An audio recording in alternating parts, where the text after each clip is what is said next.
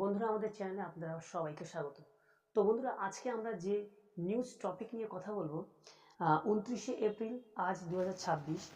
So vote, এই যে total 5টি গুরুত্বপূর্ণ রাজ্য কেন্দ্রে যে বিধানসভা নির্বাচনের যে ভোট, সেই টপিকে। তো চলুন কি ঘটেছে বা কি হচ্ছে সে বিষয়ে জানা যাক। তো আজ 29শে এপ্রিল 2026, দেশ জুড়ে নজর এখন 5টি গুরুত্বপূর্ণ রাজ্য ও কেন্দ্রশাসিত অঞ্চলের বিধানসভা নির্বাচনের দিকে। ইলেকশন কমিশনার অফ ইন্ডিয়া আজ সন্ধ্যার পরে প্রকাশিত হতে চলেছে এক্সিট পোল। কারণ পশ্চিমবঙ্গের দ্বিতীয় ও শেষ দফার ভোট শেষ হচ্ছে আজই। সবার অপেক্ষা কে এগিয়ে আর কে পিছিয়ে আছে বা কার ভাগ্যে কি আছে। সবচেয়ে বেশি নজর এখন ওয়েস্ট বেঙ্গলের দিকে, যেখানে দ্বিতীয় দফায় 142টি আসনে ভোট রয়েছে। এই দফাতেই নির্ধারিত হচ্ছে বহু গুরুত্বপূর্ণ নেতার ভাগ্য। মুখ্যমন্ত্রী মমতা ব্যানার্জি এবং তার মন্ত্রিসভার একাধিক সদস্য কলকাতা ও তার আশেপাশের এলাকায় কঠিন লড়াইয়ের মুখে। একদিকে বিজেপি, অন্যদিকে বামফ্রন্ট। এই ত্রিমুখী লড়াইয়ের ফলাফল কোন দিকে যায়, সেটাই এখন বড় প্রশ্ন। তো এদিকে নির্বাচন ঘিরে বড় বিতর্ক তৈরি হয়েছে ভোটার তালিকা নিয়ে। অভিযোগ উঠেছে election commissioner of India logical discrepancy নামে একটা নতুন কারণ দেখিয়ে লক্ষ লক্ষ ভোটারের নাম বাদ দিয়েছে। বিশেষ করে আসাম, কেরালা, তামিলনাড়ু এবং ওয়েস্ট বেঙ্গল, এই রাজ্যগুলিতে এই অভিযোগ বেশি করে এনেছে।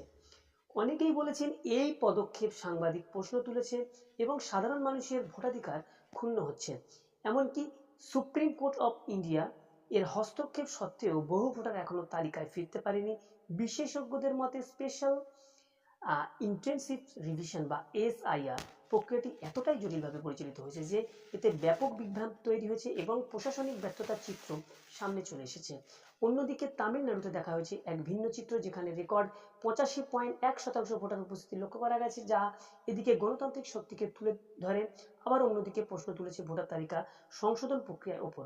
তথ্য অনুযায়ী প্রায় 68 লক্ষ ভোটার তালিকা থেকে বাদ পড়লেও নতুন করে প্রায় 24.8 লক্ষ ভোটার যুক্ত হয়েছে, যদিও আগে নির্বাচনের তুলনায় এই সংখ্যা অনেক কম। তামিলনাড়ু রাজনীতিতে এবার বড় ফ্যাক্টর হয়ে উঠেছে অভিনেতা সি জোসেফ বিজয়, যার দল তামিলনাগা ভেত্রি কাজিয়াগাম বা টিভিকে প্রথম নির্বাচনে অংশ নিচ্ছে। তার এই নতুন রাজনৈতিক উপস্থিতি ডিএমকে এবং এআইএডিএমকে, এই দুই প্রধান দলের ভোট ব্যাংকে প্রভাব ফেলতে পারে বলে মনে করা হচ্ছে। বিশেষ করে গ্রেটার চেন্নাই ও উত্তর তামিলনাড়ু অঞ্চলে ফলাফল নির্ধারণের গুরুত্বপূর্ণ ভূমিকা নিতে পারে। বিশেষজ্ঞরা বলেছেন এআইএডিএমকে যদি আবার ক্ষমতায় ফিরতে চায়, তাহলে শুধু পশ্চিমাঞ্চলের শক্ত অবস্থানের ধরে রাখলেই হবে না, উত্তর, মধ্য এবং চেন্নাই অঞ্চলের শক্তিশালী প্রত্যাবর্তন করতে হবে। তো সব মিলিয়ে এই নির্বাচন শুধু রাজনৈতিক লড়াই নয়, এটি প্রশাসনিক সচ্ছলতা, ভোটাধিকার এবং গণতান্ত্রিক প্রক্রিয়ার উপর বড় পরীক্ষা। এখন সব চোখ এক্সিট পোলের দিকে, যা কিছুটা হলেও ইঙ্গিত দেবে শেষ পর্যন্ত কার দিকে ঝুঁকছে জনতার রায়। তবে মনে রাখতে হবে, এক্সিট পোল কখনোই চূড়ান্ত ফল নয়। আসল চিত্র সামনে আসবে ফলাফল ঘোষণার দিন। ততদিন পর্যন্ত উত্তেজনা, জল্পনা আর বিশ্লেষণ সবার মনে চলবে, সমান তালে চলবে। তো এই হচ্ছে আজকের নিউজ টপিক। যদি আপনি এই টপিকটা ভালো লেগে থাকে, অবশ্যই বন্ধুদের কাছে শেয়ার করবেন, আর পরবর্তী নিউজের জন্য আমাদের সাথে জুড়ে থাকার জন্য সাবস্ক্রাইব করতে পারেন।